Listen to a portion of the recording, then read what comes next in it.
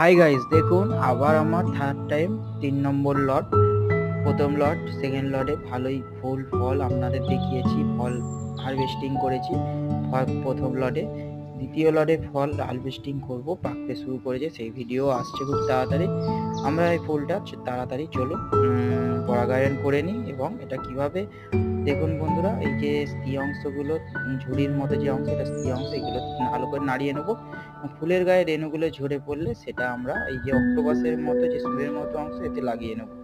তো চলুন দেখুন বন্ধুরা, এই যে ফুলের গায়ে ঝরে পড়েছে, আমরা আঙুল দিয়ে তুলে নিলাম ভালো করে। দেখুন এই যে আঙুলের গায়ে আমার লেগে রয়েছে সাদা সাদা অংশটা, এটা হচ্ছে কি রেণু। এবং অক্টোপাসের এই অংশটার এই যে গায়ে আমরা ভালো করে লাগিয়ে নিলাম। এবং এই দেখুন বাড়িতে সবারই এই ধরনের প্লাস্টিক আছে, এরকম প্লাস্টিক লাগিয়ে নেবো। দেখুন বন্ধুরা, লাগিয়ে নিলাম। এরকম সকাল অবধি রেখে দেবো, তারপর খুলে দেবো।